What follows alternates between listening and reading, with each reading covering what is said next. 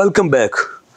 तो नाज़रीन, ब्रेक में जाने से पहले हम खुदा के खादमीन से बड़ी तफसील के साथ सीख रहे थे कलीसियाई यगानगत, जिसकी आज शदीद तरीन ज़रूरत है कि हम तकसीम दर तकसीम होते चले जा रहे हैं और ज़रूरत है कि हम वापस आएँ, रिवर्स गियर लगाएं और फिर से रीयूनाइट हो जाएं और एक यूनिटी में आ जाएं ताकि खुदाउन का वजूद जो है वो तरक्की करे। बेशक हमारे इंतज़ामात अलग थलग हैं, लेकिन ईमानी लिहाज से हम सबको एक कलीसिया का जो है वो नक्शा दिखाना है ताकि दुनिया हमसे मुतासर हो। तो हम सीख रहे हैं कलीसियाई यगानगत, यूनिटी ऑफ द चर्च। अगर चर्च की यूनिटी है तो खुदाउन का वजूद तरक्की पाता है। तो मज़ीद हम सीखेंगे और मैं गुजारिश करूँगा जनाब करन पुरोहित साहिब से कि हमारे नाज़रीन को कलीसियाई यगानगत के हवाले से सिखाएं। जी भाई जी, थैंक यू सो मच। मैं खुदा उनका शुक्रगुजार और उसके बाद होशना टीवी का, जिन्होंने ये प्लेटफॉर्म मुहैया किया ताकि हम खुदा उनकी खिदमतगुजारी के काम को कर सकें। और मैं आज इस बात पर तमाम नाज़रीन का ध्यान दिलवाना चाहता हूँ, 5 आयत पढ़ना चाहता हूँ। यहाँ पर लिखा है, वैसा ही मजाज रखो जैसा मसीह यीशु का भी था। आज कलीसियाओं में मोहब्बत क्यों नजर नहीं आती? सबब ये है कि हमारा मजाज जो है वो बिगड़ गया है। सबब ये है कि हम मसीही तो कहलाते हैं लेकिन सिर्फ नाम के, हम हकीकी मसीही से हट गए हैं और हम एक नाम के मसीही रह गए हैं, जबकि मसीह ने हमें मोहब्बत सिखाई। और अगर हम मत्ती की इंजील उसके 5वें बाब की 44वें आयत को पढ़ें तो वहां पर लिखा है कि अपने दुश्मनों से मोहब्बत रखो और अपने सताने वालों के लिए दुआ करो। और मैं बताना चाहता हूं कि बेशुमार नबी, पैगंबर, रसूल आए, उन्होंने फ़क्त तलीम दी, उन्होंने सिखाया और चले गए। वाहिद यीशु मसीह ऐसी हस्ती हैं जिन्होंने ना सिर्फ सिखाया बल्कि अमल करके एक नमूना बन के दिखाया हमें। जी ठीक है। और वो मोहब्बत का नमूना जो है वो इस तरह से हमें दिखाते हैं कि जब वो सलीब पर हैं, जो उन्हें दुख दे रहे हैं, जो उन्हें सता रहे हैं, जो उन्हें मार रहे हैं, उन सब के लिए वो दुआ करते और अपनी मोहब्बत का इजहार करते और कहते हैं कि बाप इनको माफ़ कर, क्योंकि ये नहीं जानते कि ये क्या करते हैं। और यही सबब है कि आज हम मोहब्बत से खाली हैं और मसीह के जो मजाज है उससे हट गए हैं और आज हम किसी और तरह से ज़िंदगी बसर कर रहे हैं, एक नामी मसीही के तौर पर। जबकि जो एक हकीकी मसीही है वो मोहब्बत से भरा हुआ होता है, वो इस चीज़ों को समझता है कि मसीह ने किस तरह की ज़िंदगी गुजारी है, मसीह का मजाज कैसा था और मेरा मजाज कैसा होना चाहिए। इसलिए अगर हम आज यगानगत चाहते हैं, कलीसिया तरक्की चाहते हैं, तो फिर सबसे पहली चीज़ ये है कि हम मसीह जैसा मजाज अपनाएं। क्योंकि खुदा का बंदा पौलुस रसूल करंथियों के खाते में लिखता है 11वें बाब की पहली आयत में कि बस मेरी मानद बनो जैसे मैं मसीह की मानद बनता हूँ। तो मसीह किस तरह से थे वो हमें सिखाता है कि जो मसीह है वो गाली खाकर जो है वो गाली नहीं देता। अगर हम पतरस का खत पढ़ें और पहला खत उसका 2 बाब और उसकी 23वें आयत में लिखा है, वो गालियां खाकर गाली नहीं देता और ना दुख पाकर किसी को धमकाता था, बल्कि अपने आप को सच्चे इंसाफ करने वाले के सुपुर्द करता था। आज क्यों कलीसियाओं में तफरके हैं, जुदाइयां हैं, क्यों नफरत पाई जाती है? इसी सबब से कि हम इंतकाम लेने की कोशिश करते हैं। अगर हमारे बारे में कोई कुछ बुरा कहता है, अगर हम उसे उस वक्त कुछ नहीं कहते, लेकिन हम अपने दिल में नफरत को पालना शुरू कर देते हैं, उसके बारे में हम बुरे ख्यालात अपने दिल में लाना शुरू कर देते हैं, हम अपने दिल में एक बुरी ख्यालात को जो है वो जन्म देते हैं, जिस सबब से मोहब्बत से खाली हो जाते हैं। और जहाँ पर लिखा है कि खुदा यीशु मसीह ने क्या किया, बल्कि अपने आप को सच्चे इंसाफ करने वाले के सुपुर्द कर दिया। और ये भी लिखा है कि तुम बदला ना लो, बल्कि खुदावन जो है वो खुद इंसाफ करने वाला है। लेकिन हम क्या करते हैं, हम खुद से बदला लेना चाहते हैं। इसी सबब से तो सुकून नहीं होता जब तक बदला बिल्कुल, जब तक हम इस तरह के दौर में जिंदगी गुजार रहे हैं जहां पर हम ईंट का जवाब पत्थर से देते हैं। जब तक अगर कोई हमें एक सुनाता है, जब तक हम उसे 4 नहीं सुना लेते, हमारे दिली जो है वो उसे सुकून नहीं होता, ना दिल को सुकून होता, ना ही हमें तस्कीन मिलती है, क्योंकि हम ये चाहते हैं कि हम अपना जो है काम को पूरा करें। लेकिन मसीह का मजाज कैसा था, वो सब कुछ बर्दाश्त करता है। वो हमें सिखाता है कि किस तरह से हमें एक रोल मॉडल बनना है, हमें किस तरह से एक हकीकी मसीही बनना है, हमें किस तरह से दुनिया में दिखाना है कि शागिर्द क्या होता है। वो कहता है कि बस आपस में ऐसी मोहब्बत रखो जैसी मैंने तुमसे मोहब्बत रखी, ताकि लोग जाने कि तुम मेरे शागिर्द हो। क्या आज हमारे किरदार से लोग जान रहे हैं कि हम मसीही हैं? नहीं। بلکہ لوگ ہمیں کسی اور نام سے جانتے اور پکارتے بھی ہیں، کیونکہ ہم حقیقی مسیحی سے ہٹ گئے ہیں اور صرف نامی مسیحی رہ گئے ہیں۔ یاد رکھیں کہ کوئی بھی نبی، پیغمبر، رسول ہے تو جو اس کے پیروکار ہوتے ہیں، اس کی امت اس لیے اسے کہا جاتا ہے کیونکہ وہ اس کے دیے کام، اس کی تعلیم پر عمل کرتے ہیں۔ لیکن آج ہم صرف ایک نامی مسیحی رہ گئے ہیں۔ مسیح نے جو کچھ ہمیں سکھایا، جو کچھ بتایا، ہم اس پر عمل نہیں کرتے۔ جو وہ ہمیں کردار دے کر گیا، جو مزاج ہمارے سامنے پیش کر کے گیا، ہم ویسا نہیں کر رہے، بلکہ ہم کسی اور طرح سے جو ہے اپنے آپ کو پیش کر رہے ہیں۔ اس لیے آج لمحہ فکریہ ہے کہ ہمارا مزاج کیسا ہے۔ مسیح جو دکھ پا کر دکھ نہیں دیتا، مسیح جو گالیاں کھا کر گالیاں نہیں دیتا، مسیح وہ ہے جس کی داڑھی کو نوچا گیا، مسیح وہ ہے جس کے ہاتھوں اور پاؤں میں کیل ٹھونکے گئے لیکن وہ کسی سے کچھ نہیں کہتا، مسیح وہ ہے جس کو صلیب پر جڑ دیا گیا اور وہ کیا کہتا ہے، باپ ان کو معاف کر کیونکہ یہ نہیں جانتے کہ یہ کیا کرتے ہیں۔ آج کیا ہم دوسروں کو معاف کر رہے ہیں؟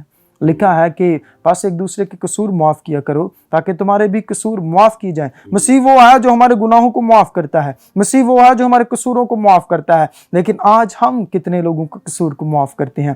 بلکہ ہم دوسروں کی بات کو ہم اپنے دل میں سمائے رکھتے ہیں اور اسے پالتے ہیں، اسے بڑھاتے ہیں، اور نفرت کا ایک بڑا دریا جو ہے وہ ہمارے دل میں ذخیرہ ہو جاتا ہے اور وہ پھر جو ہے ہمیں گناہ کی طرف مائل کرتا ہے، جس سبب سے تفرقے، جدائیاں، بدعتیں پیدا ہوتی ہیں۔ اور کبھی بھی اس طرح سے آپ کے خیال میں یہ جو بات ہے، یعنی ہماری ڈس یونٹی جو ہے، جی آپ کے خیال میں آپ کی یہ بات کہ جو ہماری محبت میں کمی ہے اور معاف نہیں کرتے، جی بالکل، بالآخر یہی کلیسیا کی ڈس یونٹی کا سبب بن جاتی ہے اور ہماری یگانگت قائم نہیں رہتی۔ بالکل ایسی ہے۔ جی جی، جب تک محبت نہیں ہوگی کچھ نہیں ہو سکتا، کیونکہ کرنتھیوں خط اس کے 13ویں باب میں لکھا ہے 7ویں آیت میں کہ محبت جو ہے وہ سب کچھ سہ لیتی ہے، سب کچھ برداشت کرتی ہے۔ اگر کرنتھیوں کا پہلا خط اس کے 13ویں باب کو ہم واضح طور پر پڑھیں، اس کا مطالعہ کریں تو ہمیں پتہ چلتا ہے کہ محبت کیا ہے۔ محبت سب کچھ برداشت کرتی ہے، وہ بے شمار گناہوں پر پردہ ڈال دیتی ہے۔ اور مسیح نے محبت ہی تو کی تھی جس سبب سے وہ آسمان کو چھوڑ کر زمین پر اتر آیا تاکہ وہ اپنی جان کو دے سکے اور دکھا سکے کہ میں کیسا مزاج رکھتا ہوں۔ لیکن آج ہم ویسا مزاج نہیں رکھ رہے، ہم مسیح جیسے بننے کی کوشش ہی نہیں کر رہے۔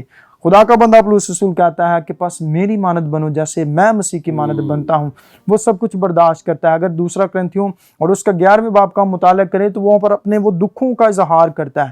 وہ بتاتا ہے کہ میں نے کس طرح سے بارہا جو ہے وہ موت کے خطروں میں زندگی گزاری، وہ بتاتا ہے کس طرح سے میں نے کوڑے کھائے ہیں، وہ بتاتا ہے کہ کس طرح سے مجھے سنسار کیا گیا، لیکن وہ مسیح میں قائم رہتا ہے اور دکھاتا ہے کہ میں مسیح کی مانند بن رہا ہوں۔ آج سوچنے کی بات یہ ہے کہ کیا ہم مسیح کی مانند بن رہے ہیں؟ کیا ہمارا مزاج مسیح جیسا ہے یا نہیں ہے؟ اگر نہیں ہے تو سوچنے کی بات ہے، تاکہ ہم مسیح کے سامنے جب پیش کیے جائیں تو ہمیں شرمندگی حاصل نہ ہو۔ جی شکریہ برادر، خدا آپ کو بہت ساری برکت دے۔ آپ نے بائبل مقدس کی اور خصوصاً نئے اہنامہ کی وہ بنیادی بات جس میں رسولوں نے بار بار اپیل کی کہ ہمیں یسوع مسیح کی مانند بننا ہے، اور تبھی جا کر جو ہے کلیسیا آپس میں جو ہے وہ ایک میں ہو سکتی ہے، کلیسیا میں یونٹی ہو سکتی ہے۔ خدا آپ کو بہت ساری برکت دے، اپنے جلال کے لیے استعمال کرے۔ تو ناظرین، خدا کے خادم نے بڑی تفصیل سے جو پولس نے اوپر اپیل کی ہے کہ ایک دل، ایک جان، ایک روح، تو پھر وہ بتاتا ہے کہ یہ ساری باتیں شاید ان کے لیے بڑی مشکل ہوں، اور آگے چل کر اس کی بیس بتاتا ہے کہ اس کی بیس مسیح ہے۔ اور ہمارے پاس کوئی ماڈل جو ہے کسی نبی، رسول، پیغمبر یا کسی فلاسفر کا نہیں ہے جس نے محض ایک ادب لکھ دیا، شاعری لکھ دی اور خود اپنی مرضی کی زندگی بسر کرتا رہا۔ یہاں پہ وہ ہمارے پاس استاد اعظم ہے جو خود بھی اپنی تعلیم پہ عمل کرتا ہے، اور رسول ہمیں اس طرف متوجہ کرتا ہے کہ تمہارے لیے شاید یہ بات جاننا مشکل ہو، ایک دل ہونا، ایک خیال رکھنا، ایک روح رکھنا، یکتائی رکھنا، لیکن یہاں پر وہ آپ کے پاس نمونہ ہے جس نے محبت میں، انکساری میں، عاجزی میں ہمیں ایک ماڈل دیا ہے، کس طرح اس نے خود کو خالی کر دیا، کیسے انکسار ہو گیا، عاجز ہو گیا، کیونکہ سب سے بڑی جو شرارت کی جڑ ہے، تباہی کی جڑ ہے، وہ تکبر ہے۔ تکبر ایک ایسی بنیادی بات ہے جو محبت نہیں آنے دیتا، انکساری نہیں آنے دیتا، فروتنی نہیں آتی۔ جب فروتنی نہیں آتی، محبت نہیں آتی، یگانگت کیسے ہو سکتی ہے؟ بھائی ان 4 لوگوں میں بیٹھا ہوں، میں بیٹھا ہوں، اگر میں کہتا ہوں میں ہی بڑا ہوں، میں سب کچھ ہوں، تو میں کبھی بھی ان کے ساتھ پیار نہیں کر سکتا، کبھی ہم یہ 4-5 لوگ کبھی اکٹھے نہیں ہو سکتے۔ تو خدا کے خادموں نے ہمیں اب تک جو بتایا ہے اس میں خود کو انکسار، عاجز کرنا، اور کس طرح مسیح کی طرح۔ تو ہم مزید سیکھیں گے کہ کلیسیا یگانگت کیوں ضروری ہے اور کس طرح قائم رکھی جا سکتی ہے، اور میں گزارش کروں گا جناب نجم الفخر سے کہ ہمیں سکھائیں کہ کلیسیا یگانگت کیا ہوتی ہے۔ جی بھائی جی۔ جی شکریہ پر صاحب، میں خدا کا شکر گزار ہوں کہ مجھے اس نے اس لائق بنایا اور یہ موقع فراہم کیا تاکہ میں اپنے لوگوں تک اس کے میٹھے شیر کلام اقدس کی باتوں کو پہنچا سکوں۔ بات یگانگت کے حوالہ سے ہو رہی ہے، ایک دل ہونا، یک دل ہونا، اکٹھے ہونا، متحد ہونا۔ تو اس سے پیشتر کہ میں اپنے ناظرین کو کچھ بتاؤں اس کے بارے میں کہ آج کلیسیا ترقی نہیں کر رہی، اگر یا ترقی کرنی ہے تو اس کا طریقہ کار کیا ہے، تو تیسری آیت اسی باب کی آپ کے سامنے پڑھنا چاہتا ہوں۔ فلپیوں کا نام مقدس پولس رسول کا خط، اس کا 2 باب اور 3 آیت۔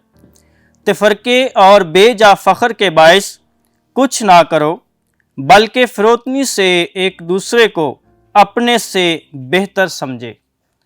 خدا کا کلام آج ہمیں اس بات کی تلقین و تاکید کرتا ہے اور اس بات کی ہدایت دیتا ہے اور یہ سکھاتا ہے کہ اس سے پیشتر کے دنیا میں رہتے ہوئے، انسان ہوتے ہوئے، اگر ہم میں سے کوئی مثال کے طور پر، جیسے بڑی آپ نے خوبصورت پہلے مثال دی کہ ہم 5 اشخاص بیٹھے ہیں، تو ایک کے پاس اگر زیادہ مال و ثباب ہے، روپیہ پیسہ زیادہ ہے، بینک بیلنس زیادہ ہے، تو وہ کیا کرے گا؟ دوسروں کو اپنے سے کمتر جانے گا۔ لیکن کلیسیائی ترقی کے لیے مسیح خداوند جو بائبل مقدس میں مدرج کرواتے ہیں کہ فروتنی کے باعث ایک دوسرے کو بے جا فخر کے باعث اپنے سے بہتر نہ جانو، بلکہ یکساں یک دل ہو کر مسیح خداوند کے حضور جھک کر، کیونکہ ہماری دنیا میں رہنے والے ہم میں سے میں سمجھتا ہوں کہ ہر ایک باشندے کی، چھوٹے کی، بڑے کی، بچے کی، بوڑھے کی، جوان کی، دنیا میں رہنے والے ہر شخص کی آج یہ تمنا ہے، آج یہ آرزو ہے کہ اسے اعلیٰ سے اعلیٰ وقار بخشا جائے، اسے اعلیٰ سے اعلیٰ عزت بخشی جائے، اس کا اعلیٰ سے اعلیٰ سٹیٹس ہو، اس کا ایک مقام ہو، اس کا ایک نام ہو۔ لیکن مسیح خداوند بائبل مقدس میں فرماتے ہیں کہ بے جا فخر کے باعث کچھ نہ کرو۔ وہ ہمیں یہاں فروتنی کا درس دیتے نظر آ رہے ہیں اس آیت میں۔ امثال کا مصنف بڑی خوبصورتی سے امثال کی کتاب اس کے 15ویں باب اور اس کی غالباً 29ویں اور 30ویں آیت ہمیں بتاتی ہے کہ خداوند کا خوف حکمت کی تربیت ہے، لیکن سرفرازی سے پہلے فروتنی۔ اگر آج ہم ترقی کرنا چاہتے ہیں، کامیابی، کامرانی حاصل کرنا چاہتے ہیں اور اعلیٰ سٹیٹس چاہتے ہیں، ایک مقام چاہتے ہیں، تو ہمیں سب سے پہلا جو کام کرنا ہے وہ اپنے آپ کو چھوٹا کرنا ہے۔ خداوند خدا کے حضور اپنے آپ کو سلنڈر کرنا ہے، جیسا اس نے ہمیں فروتن ہو کر دکھا دیا اور ہمیں اس بات کا درس دیا کہ جیسا میں حلم ہوں، جیسا میں فروتن ہوں۔ متی کی انجیل کے 11ویں باب کی 29 اور 30ویں آیت بھی ہمیں یہی سکھاتی ہے۔ وہاں مسیح خداوند فرماتے ہیں کہ مجھ سے سیکھو کیونکہ میں حلیم اور دل کا فروتن ہوں۔ تو آج ہمیں سب سے پہلا جو کام کرنے کی ضرورت ہے، میں سمجھتا ہوں کہ جو ہماری ترقی کے لیے نہایت ضروری ہے، اپنے آپ کو پس پست کرنا، خداوند خدا کے حضور چھوٹا کرنا، بجائے اس کے کہ ہم دنیا میں رہتے ہوئے، انسان ہوتے ہوئے، اپنے غرور میں، اپنے گھمنڈ میں، اپنے آپ کو اس قدر اپ ڈاؤن یا اعلیٰ جانے دوسرے سے کہ ہم وہ اپنی سی باتوں میں ہو کر رہ جائیں، نہ کہ مسیح خداوند کی دی ہوئی تعلیمات پر عمل کریں، بلکہ اپنے آپ کو چھوٹا کر کے فروتن ہونے کی ضرورت ہے تاکہ مسیح خداوند کے حضور ہم مقبول نظر ٹھہریں اور یک دل ہو کر، یک ایمان ہو کر، حلم ہو کر، اپنے آپ کو فروتن بنا کر خداوند خدا کے حضور سے ترقی اور سرفرازی کو حاصل کریں۔ تو ضروری، جیسا کہ بائبل مقدس میں یونا نبی کا ہمیں واقعہ ملتا ہے کہ جب یونا نبی نے منادی کی تو وہاں کے لوگوں نے کیسے اپنے آپ کو خداوند خدا کے حضور جھکا دیا۔ بڑی خوبصورت ہمیں یہ تمثیل ملتی ہے، مثال ملتی ہے، سننے کو ملتا ہے۔ تو پھر جب وہ خداوند خدا کے حضور جھکے، اپنے آپ کو چھوٹا کیا، ٹاٹ اوڑے، روزے رکھے، یہاں تک کہ خود تو رکھے بلکہ اپنے جانوروں تک کو کھانے کے لیے کچھ نہ دیا، اس قدر وہ خداوند خدا کے حضور فروتن ہوئے، اور خداوند خدا نے انہیں ان کے تمام تر گناہوں سے، ان کے تمام تر ان کاموں سے رہائی بخشی اور انہیں معاف فرمایا، اور یونا پر جو خداوند خدا آفات نازل کرنے کو تھا، انہیں برباد کرنے کو تھا، ان پر مصیبت جو ڈھانے کو تھا، اس کو ٹال دیا اور انہیں رہائی بخشی۔ یہ فروتنی یہاں ہمیں نظر آتی ہے کہ خداوند خدا جو ہمیں فروتنی کا درس دیتے ہیں اس آیت میں، کہ اگر ہم آج اپنے آپ کو چھوٹا بنا کر مسیح خداوند کے حضور میں جھکیں گے یک دل ہو کر، بجائے اس کے کہ ایک دوسرے کو اپنے سے کم در جانے، یک دل ہو کر، یک ایمان ہو کر، ایک دل ہو کر، محبت کے ساتھ، کمال وفاداری کے ساتھ، کمال حلیمی کے ساتھ، کمال فروتنی کے ساتھ اپنے آپ کو چھوٹا کر کے اس کے حضور آئیں گے، تو یقیناً ہم اس کی طرف سے سرفرازی پائیں گے، عزت پائیں گے اور کامیابی پائیں گے، اور تب ہم مسیحی کہلانے کے صحیح معنوں میں حقدار بھی قرار دیے جائیں گے، اور ہم میں یگانگت بھی نظر آئے گی۔ جی شکریہ برادر جی، خدا ان کو بہت ساری برکت دے۔ آپ نے بھی بائبل مقدس کی بنیادی باتوں کو، اور خصوصاً یگانگت میں فروتنی ایک بنیادی عنصر ہے جی، اور یسوع مسیح نے بھی اپنی بہت ساری تعلیمات میں باتوں میں سکھایا، بچوں کو بلا کر کہا کہ اس کی مند بنو، چھوٹے بنو، تبھی تم آپس میں قائم رہ سکتے ہو۔ خدا ان کو بہت ساری برکت دے۔ تو ناظرین، خدا کے خادم نے بڑی تفصیل کے ساتھ ہمیں یہ عنصر بتایا کہ فروتنی ایک بنیادی بات ہے کلیسیائی یگانگت میں، اور جب لوگ فروتن ہوتے ہیں، انکسار ہوتے ہیں، عاجز ہوتے ہیں، تو یگانگت بڑھتی ہے۔ اور فروتنی کا جو الٹ ہے وہ تکبر ہے، گھمنڈ ہے، غرور ہے، خود پروری ہے، خود نمائی ہے، خود سری ہے، اور سرکشی بھی اسی میں آ جاتا ہے جو یونٹی کو تباہ و برباد کر کے رکھ دیتا ہے۔ یگانگت جو ہے وہ ریزہ ریزہ ہو جاتی ہے۔ تو عذر انجیل جلیل ہمیں جو تلقین بار بار کی جاتی ہے وہی ہے آپس کی محبت، یگانگت، اور پھر میں وہی بات کہوں گا کہ اس سے بڑی بات ہمارے لیے کیا ہو سکتی ہے کہ ہمارا جو چرواہا ہے، سردار گلہ بان ہے، وہ مسیح یسوع ہے، اور جب ہم اس پہ نگاہ کرتے ہیں تو ایک ایک بات کا نقشہ نظر آتا ہے کہ کس طرف جانا ہے، کتنا جانا ہے اور کیا کرنا ہے۔ اور جب ایک ایک سارے فردی اب ان بنیادی باتوں کو جانیں گے، کوئی فروتن ہو جائے گا، کوئی انکسار ہو جائے گا، کوئی عاجز ہو جائے گا، کوئی پیار کرنے لگے گا، اور جب یہ خوبیاں ہم اپنے اندر سمولیں گے تو آٹومیٹکلی خود بخود ہمارے اندر یونٹی پیدا ہو جائے گی، اتحاد پیدا ہو جائے گا۔ اور میں یہاں تک یہ بات کہہ سکتا ہوں کہ جو آج ڈنومینیشن کی حدیں بنی ہوئی ہیں، ان کو بھی پھان کر ہم ایک دوسرے کو گلے لگانے کو تیار ہو جائیں گے جب ہمارا رول ماڈل مسیح ہو جائے گا، نہ کہ ذاتیات اور نہ ظاہری چیزیں۔ تو بے شک آج ہم سارے اسٹیٹس کے چکر میں پڑے ہوئے ہیں، سماج میں میرا قد کتنا ہے، اس کا قد کتنا ہے، میں کس سے بڑا ہوں، وہ اس سے بڑا ہے، سب سے اعلیٰ انسان کس کا ہے، کون سب سے آگے جا رہا ہے۔ ان باتوں نے کلیسیا کے وجود کو بہت برا نقصان پہنچایا ہے۔